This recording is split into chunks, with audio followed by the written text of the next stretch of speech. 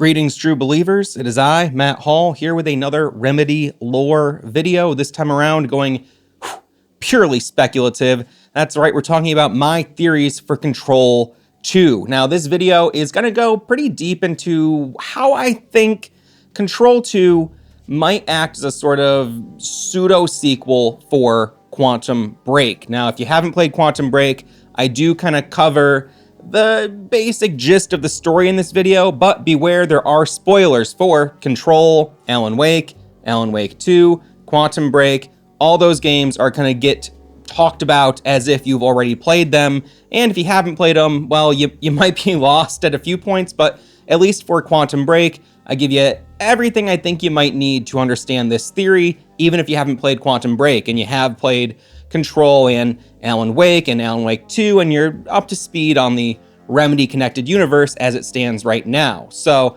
enough kind of introduction, let's just get right into what I think might be some of the basis for Control 2. As I'm writing this, the only thing that we've seen from Control 2 is this piece of concept art. The scene here is seemingly taking place right in front of the oldest house. This perspective mirrors the perspective we see in the opening scenes of Control. There are three figures wrapped in white sheets, being anchored by what looks like large blocks, possibly made of black rock. So I'm in the middle of editing, and when I was first looking at this, I was seeing a lower resolution version of the image. And when I got a higher res version, I noticed that I kind of mistook these flat planes for cubes, but when I look closer, I'm pretty sure those are FBC documents, or just some pieces of paper tied to the bottom of these floating figures.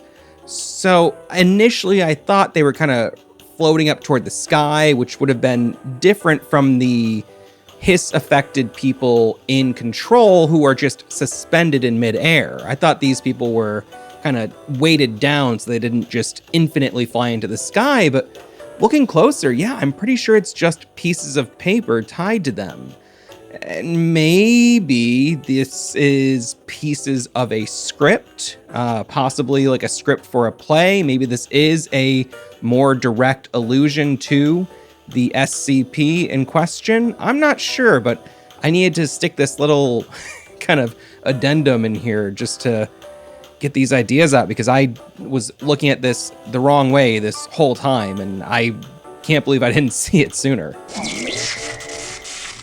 Control is full of SCP references, and a number of people have pointed out that this imagery is reminiscent of SCP-701. This figure, which is usually depicted as shrouded in white and bound with chains, is associated with a play called The Hanged King's Tragedy. When performed, the play has a tendency to make both the participants and audience members go mad. These figures are also reminiscent of the FBC employees we encounter in Control, who have been affected by the hiss. Below them is what looks like a control point. In the first game, we learn that control points were invented by Dr. Theodore Ashe Jr., and they are used to keep the oldest house from folding in on itself, as well as being a means for the board to anchor itself to the oldest house. If this is a control point that exists outside of the walls of the oldest house, it could mean that the presence of the board is expanding beyond the oldest house, or that the roots of the oldest house are much more far-reaching than we've been led to believe. In the background, we can see what looks like a large tarp that is labeling this an FBC containment area, which I interpret as meaning the FBC is there to contain an AWE. We can see what looks like large containers of water, possibly some large batteries, as well as other equipment. All of the stuff here gives me the impression that this is some kind of long-term installation, but there are no FBC agents to be found. Either they just aren't present in this image, or something has taken them away from this situation. There's a post-game interaction you can have with Jesse's brother, Dylan Faden, and this scene gives me the impression that the hiss has not been totally eradicated. We've already seen how the hiss and the dark presence were able to come together and mutate Emil Hartman. These two entities merged because the dark presence in Hartman was too weak to resist the hiss. If the hiss is weakened after the events of the first game, perhaps another, more dominant entity will absorb it, creating a new antagonist for Jesse Faden to face. During this scene with Dylan, a series of images will flash on the screen. There's an eclipse, a salt flat, what appears to be a well with a manuscript page or a FBC document in the middle, and the New York City skyline. If you've played Alan Wake 2, most of these images will look familiar to you. If we choose to look at this in relation to Alan Wake 2, the eclipse represents the echoes we find in the dark place, the well is the Huatari Well in Coffee World, and the skyline represents New York City as we see it in the dark place. However, for me, the salt flat doesn't really fit into this categorization of these images. If this scene was simply meant to tease the events of Alan Wake 2, where does the salt flat fit in? Where does the hiss fit in? And where does Dylan Faden fit in? We might get some answers to these questions in the upcoming DLC episodes for Alan Wake 2, but my gut is telling me that the effort to contain the hiss inside of the oldest house has failed, and that Control 2 will bring players to locations far outside of the oldest house, and this expansion of the hiss might be something that is facilitated by Dylan Faden. Control made mention of a character named Chester Bless, who is described as a sort of paranatural terrorist, having sent an altered item to an FBC-affiliated radio station that wound up killing someone who came into contact with it. We don't know much about Chester Bless, but he does seem to be well aware of the board and the FBC. In Control, we learn that he was using an altered item during a series of self-help seminars that he was giving, called The Power of the Board. The altered item in question was a surfboard, but it feels to me like Bless was making an intentional reference to the board, as in the astral plane entity. In Alan Wake 2, we can find an email from Barry Wheeler written to Alice Wake. He describes meeting Chester Bless during a wellness retreat that was organized by Chester Bless. Barry jokingly says that he joined a cult and refers to Chester Bless as a miracle worker. It seems apparent to me that we'll be meeting Chester Bless in Control 2, and paranatural criminals like Bless could be a great secondary antagonist in addition to whatever paranatural entities Jesse faces in the game. There is a growing sentiment among fans that Chester Bless might be portrayed by actor Aidan Gillen. Now, there is absolutely no proof of this being the case, but there is some logic behind it. Aidan Gillen played the main antagonist in a previous Remedy game, 2016's Quantum Break. That antagonist was named Paul Serene, and some people have suggested that the word serene brings to mind some similar feelings as the word bless. It's very common for Remedy to bring back actors for multiple roles, and in the case of Control 2, it would make sense to bring back Aidan Gillen. In many ways, I think there's great potential for Control 2 to act as a sort of pseudo-sequel to Quantum Break. I fully expect Control 2 to tell its own story and do its own thing, but at the same time, I think that some of the narrative elements from Quantum Break might be woven into the story of Control 2. For anyone who hasn't played Quantum Break, I'm going to try and give a very simplified summary of the events of the game. Jack Joyce, our story's main protagonist, is called by an old friend named Paul Serene to check out a project that he'd been working on. Paul Serene and Jack Joyce's brother, William Joyce, are two researchers who eventually developed a mechanism for time travel. However, William believed that there were miscalculations in the work being done and wound up leaving the project. Paul Serene carried forward with the work and wound up causing a fracture in time, which resulted in time collapsing in on itself, a process that would eventually destroy almost everything.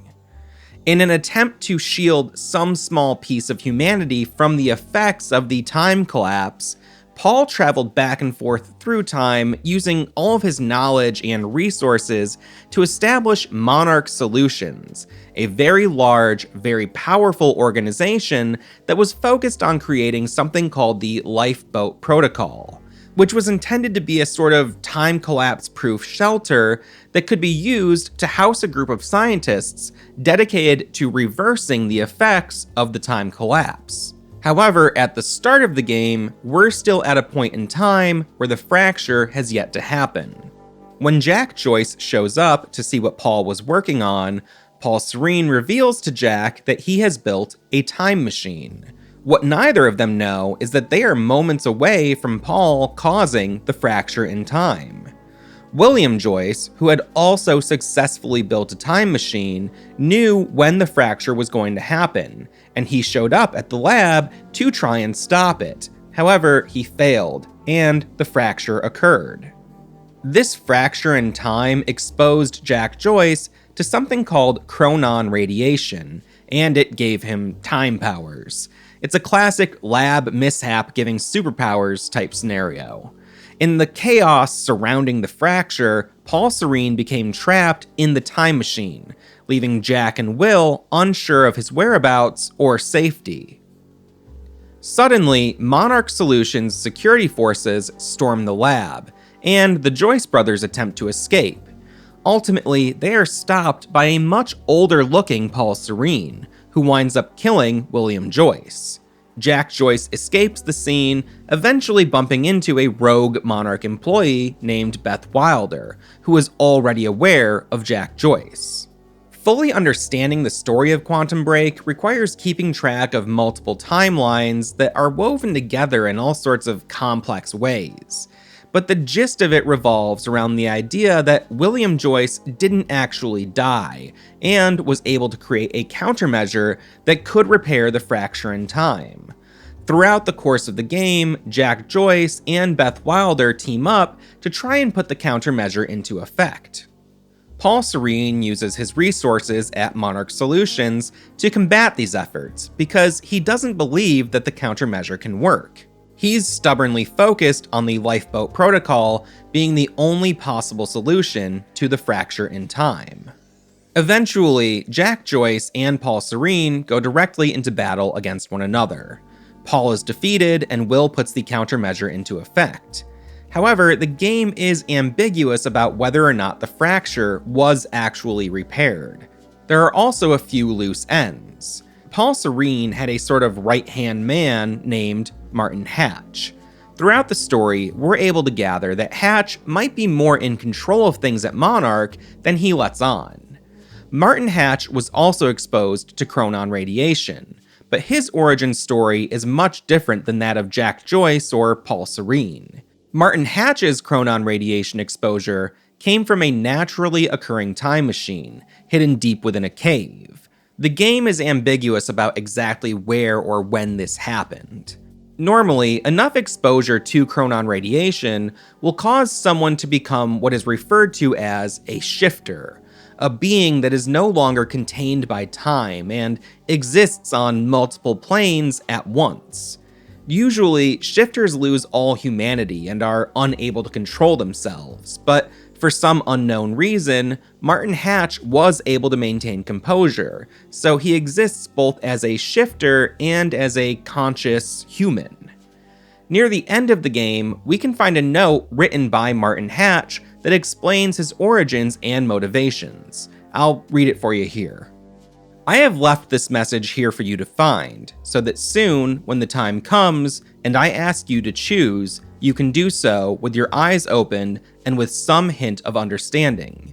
I have no secrets, and the only things I choose to omit are the ones that you, in your current limited state, would not be able to grasp, no matter how hard I tried to make you understand. I have walked down the same path you are now on. Once, from your perspective, a long time ago, although time no longer has such meaning to me, I too came in contact with a time machine. In my case, it was not a man-made device, but a natural one in a cave. It should come as no surprise, really, that such things, much like natural nuclear reactors, do exist, such as the now defunct ones in Oklo, Africa. After all, the Meyer-Joyce field has its irregularities. I too became chronon active. I too developed chronon syndrome. And in time, I too lost control and became a shifter, becoming at once everything and nothing, was everywhere and nowhere, died countless deaths, and was still alive, my every probability, every possibility happening at once. I promised I would not lie, and thus I tell you, the noise and the pain and the rage were more than anyone could suffer and not go insane. I burned in this fire a long time. There were brief moments of awareness in this endless nightmare, different versions of certain key moments in my life that I found myself reliving again and again, trying to make things right, like a puzzle, on and on and on. I am convinced that the stutters and the end of time saved me, for those were the only places, the only times, where I could even briefly stop and rest and slowly find focus and control again, and ultimately master this state. Not emerge from it, not be cured, not go back to what I was before, for there is no such thing, but to learn to be in one place and everywhere at once. My perception is altered, like that of someone who has seen a perceptual illusion, and discovered that the picture is both a young girl and an old woman at the same time. Once you see them both, you can never not see them. We are such limited beings, we play with just one piece, on just one square on an endless chessboard. Just one life, one timeline, in an infinite multiverse of possibilities. Am I an exception? The only one who has found his way to the other side? Or is this just a shifter's brief dream before a stutter collapses? There are other shifters. You, your best friend who is now your mortal enemy. Dr. Kim. Others, some of whom you know. It doesn't matter who, because they are gone, and when they emerge, if they ever emerge, they will not be who they were, just as I am not who I was before. I have done my part in helping you all achieve this state. If time is an ocean with a frozen surface, then the stutters and the end of time are holes in that ice. Opportunities to come up for air. I have a plan. It's already in motion. But it would be futile to try to explain it to you, like trying to explain 3 dimensions to someone who can only see in one. But make no mistake, I do not look down on you. I strive for humility, even as I shift this world from one state to another. I will make this possible. I stand in between. I don't see myself as a gate. I remain humble. I'm something smaller. A hatch. Although the game doesn't directly come out and say it, the consensus is that this note was written for Jack Joyce. When Paul Serene is defeated, Martin Hatch is there to take his place as the head of Monarch. At the very end of the game, Martin Hatch offers Jack Joyce a position at Monarch Solutions, saying that he believes they can help one another. Presumably, this choice, to join Monarch or not, is the same choice referred to in the opening lines of Martin Hatch's note. Due to his chronon radiation exposure, Jack Joyce can see glimpses of possible futures, and the game ends with Jack contemplating which path he will choose. Another thing weighing on the situation is the status of Beth Wilder. Quantum Break has a framing device. The events of the game are being recounted by Jack Joyce as he's interviewed by a Monarch employee. While telling his story, he claims that Beth Wilder is dead. However, we can see that she didn't die, but she was frozen in time. Jack tells her, "I'll come back for you." It's uncertain as to why Jack lied about Beth's status, but it's clear that there is a lot of room for this story to continue. Now, that is a very, very oversimplified version of events. Quantum Break is probably the most dense Remedy game when it comes to in-game lore. There's the television show, which I didn't cover at all. There are tons of emails and documents to read, and there are 28 diaries recorded by the main cast of the game, all of which offer deeper insight into the characters, their motivations, and perspectives. On top of all of that, the events of the story and the content of some of the documents you can find will differ depending on choices that you make throughout the game. But what I've covered here are the parts that I think are most relevant to my theories for Control 2. Quantum Break as an intellectual property is owned by Microsoft, but Jack Joyce, Beth Wilder, and Martin Hatch all have analogs in the Remedy-connected universe. Beth Wilder is played by Courtney Hope, who also plays Jesse Faden.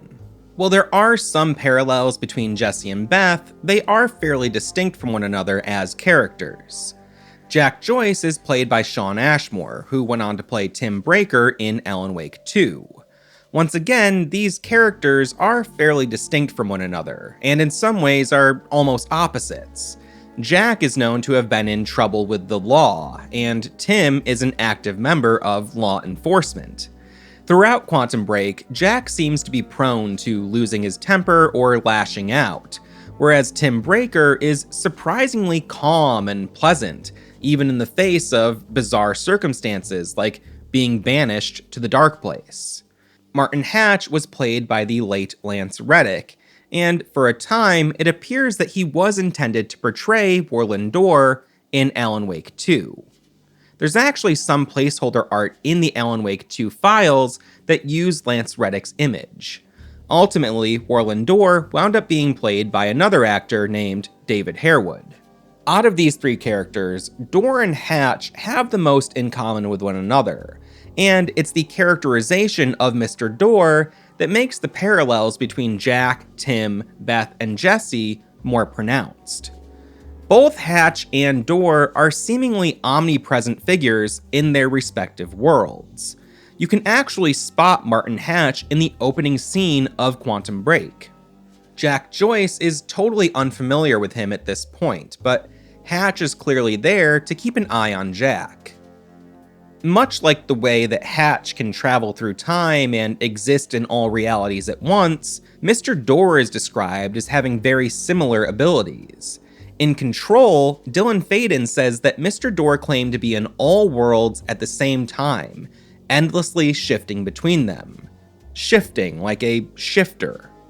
These characters fulfill the same role in each game, representing a being that isn't bound by time or space, and who has their own agenda, an agenda that isn't made totally clear to the player.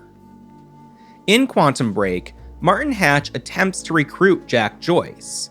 In Alan Wake 2, Tim Breaker is referred to as Mr. Door's unwilling disciple. In the game, Tim describes having very vivid dreams. He says, "In the dreams, I'm often someone else, a different person with a different name, living a different life in a different world." He compares these dreams to alternate realities, and says that Warlin Door is present in all of them. Tim doesn't know why these things are happening to him, but he is certain that Door is behind it.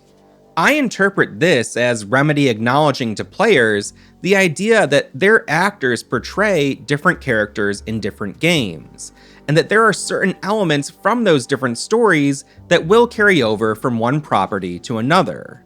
In The Dark Place, Alex Casey makes some similar statements, which I interpret as Remedy acknowledging that in some way there is an undeniable link between characters like Max Payne and Alex Casey, even if they don't exist together in the same reality. When we encounter Tim Breaker in Alan Wake 2, he's often standing next to a whiteboard. This whiteboard is a reference to a chalkboard that you can find in Quantum Break. His writing here reiterates the idea of people existing across multiple realities. He writes, "Me, but not me. Others I know, yet they are different." The board also features the phrase, "the red-headed woman." Given the context, it seems like Tim Breaker is referring to Jesse Faden. At the present moment, we have no evidence that Jesse Faden and Tim Breaker have ever met. But as players, we are aware of the connection between Beth Wilder and Jack Joyce. Even though the game could never directly acknowledge this, The writers of Alan Wake 2 know that our experiences with these different games are going to color the way we interpret information like this.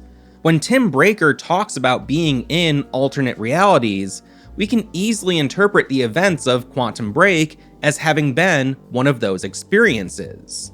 Could Tim Breaker be seeking the red-headed woman because of the promise that was made to Beth Wilder? If we refer back to Martin Hatch's note, he refers to there being other shifters that Jack Joyce knows. I'm assuming that Beth Wilder is one of these shifters. Now, in the note, he says those people are gone, and when they emerge, if they ever emerge, they will not be who they were, just as I am not who I was before. I have done my part in helping you all achieve this state. This paragraph in the note appears to me to be a direct reference to the idea of Remedy having actors portray different characters throughout different games. And, they're not the same person, but they are connected. And in one way, Mr. Dorr or Martin Hatch really is the kind of linchpin in these connections. At the end of Quantum Break, it was made clear that Martin Hatch had plans for Jack Joyce. And in the Remedy Connected universe, Mr. Dorr has plans for Tim Breaker. It's possible that everything I'm discussing here is just an Easter egg that won't be expanded upon in any way. Or maybe it's something that will be wrapped up in the Night Springs DLC for Alan Wake 2. But I really get the impression that these characters are being set up to appear together in Control 2. Tim Breaker says that his cousin, former Bright Falls Sheriff Sarah Breaker, left her position in Bright Falls to join the feds.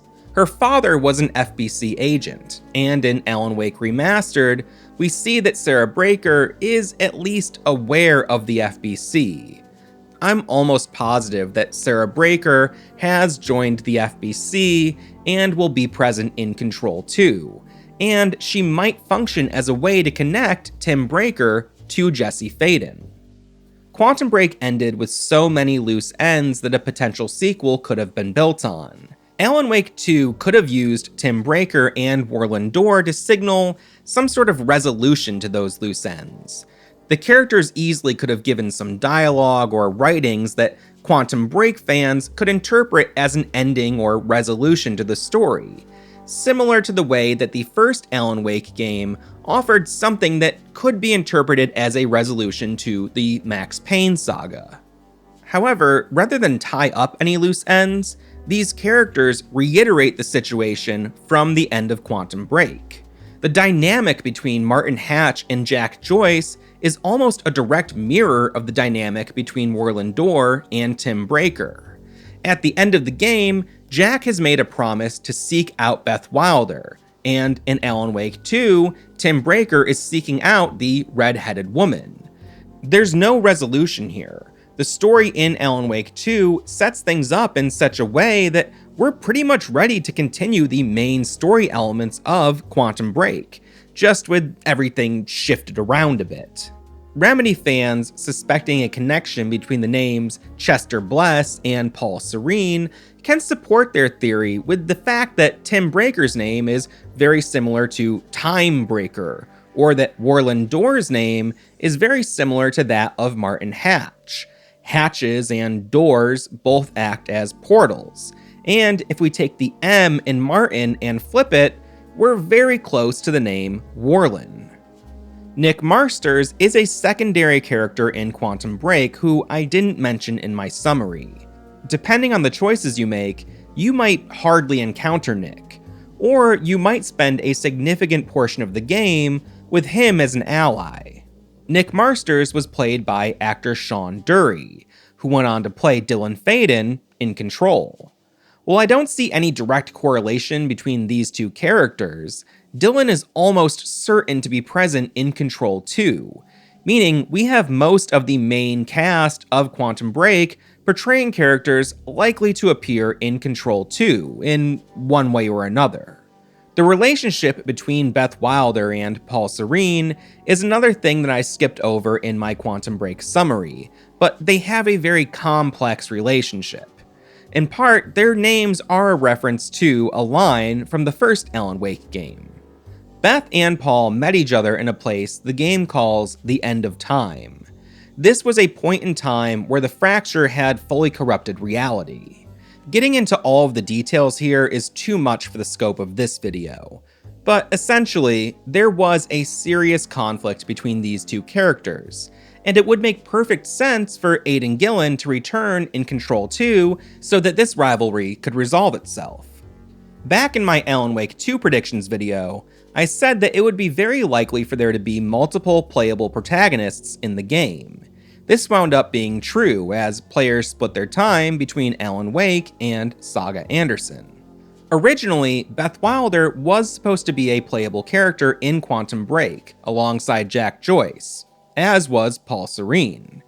The scope of Quantum Break was greatly reduced over the course of its production, and the 3 playable characters were reduced down to just 2. The player takes control of Paul Serene during brief intermissions between chapters of Jack Joyce's story. There's no combat in these sections, and instead they serve to further the narrative and choose which paths the player will take in the story. Remedy has described Control 2 as being very ambitious, and after successfully including 2 playable characters in Alan Wake 2, I wouldn't at all be surprised to see additional playable characters in Control 2. Perhaps the original trio of playable characters from Quantum Break could finally be realized through those actors returning in Control 2. Remedy has proven that they are willing to hold on to an idea for a long time and execute it when the time is right. We saw this with the 13-year gap between Alan Wake games, and even the world of Control was originally established to a small degree as far back as 2012. Alan Wake was originally going to feature multiple playable characters, an idea that they first implemented in Max Payne 2, but weren't able to fully utilize again until 20 years later. I think that it's very possible for Remedy to use Control 2 as a way to implement some of the ideas that they weren't able to fully realize in Quantum Break. And I think that in many ways, the overall weird tone of the first Control game was a direct response to Remedy's experience making Quantum Break. Through interviews, it's been expressed that Remedy was urged to tone things down in Quantum Break, to remove some of the weirdness and push things toward a more mainstream, more widely accessible direction. The inclusion of a fully produced live-action show in Quantum Break was rooted in Remedy's original plans for Alan Wake 2. Microsoft loved the multimedia approach, but didn't want another Alan Wake game, and instead asked Remedy to produce a new IP for them. Remedy wanted to get into shooting more live-action materials for their games. However, it was decided by Microsoft that production on the show would be outsourced, leading to some communication breakdowns between the folks at Remedy making the game and the folks in the US making the television show. While Alan Wake's American Nightmare and Control both dabbled in live-action scenes, Alan Wake 2 greatly expanded on this idea. Remedy was finally able to accomplish what they wanted to attempt some 13 years earlier. Quantum Break is clearly a significant work for Remedy, despite the fact that they don't own the IP. To me, Alice's video diaries are a direct echo of the video diaries made by William Joyce. The countermeasure looks like a clear inspiration for the design of Hedron, and in Alan Wake 2, Tim Breaker writes that he has been seeing similarly shaped objects in the sky. Tim Breaker has never seen Hedron, but Jack Joyce did see the countermeasure, and again, we, as players, are likely to make the connection between all of these occurrences.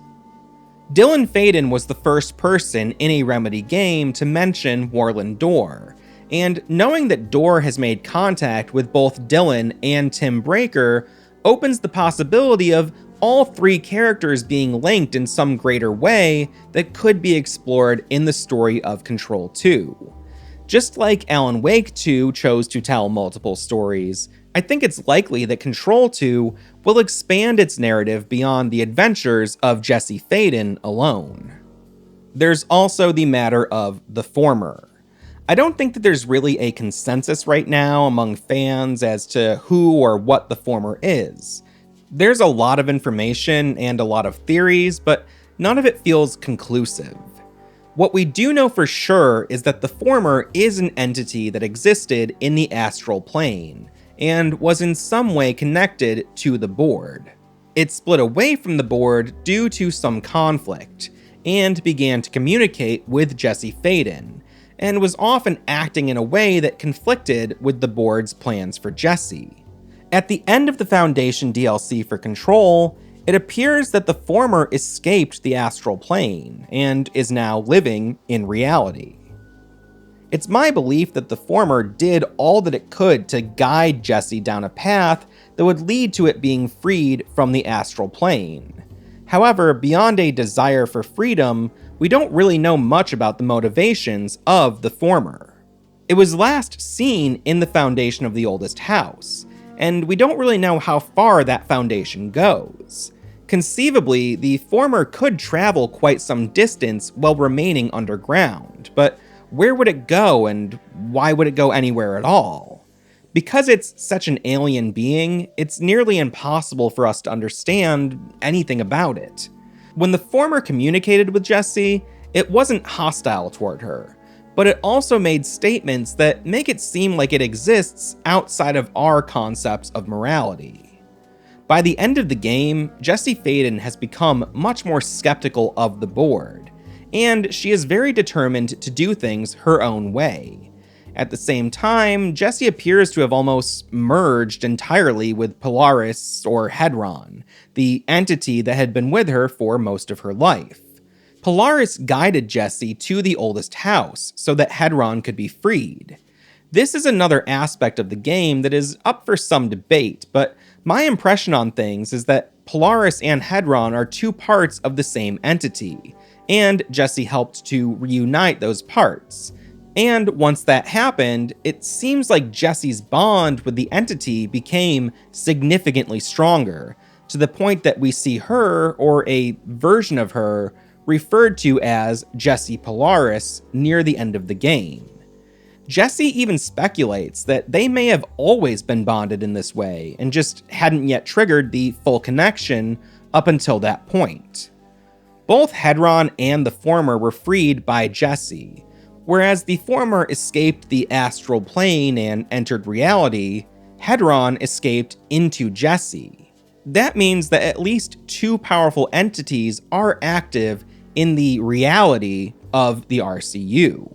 Everything in Jesse's adult life led her toward becoming the director of the FBC. It was Hedron or Polaris that brought Jesse to the oldest house, and once she was there, it was the board that told her what to do. Next, she was influenced by the former.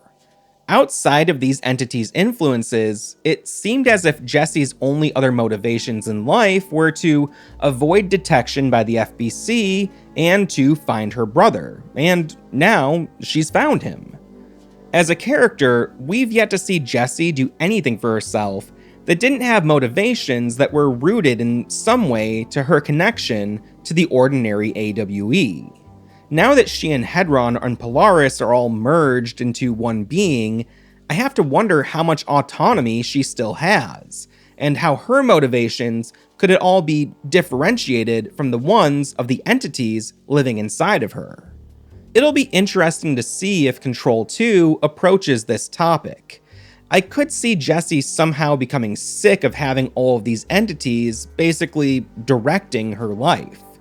Could she even separate herself from Hedron if she wanted to? Whether it was intentional or not, the title Control does make me think about autonomy, choice, or free will.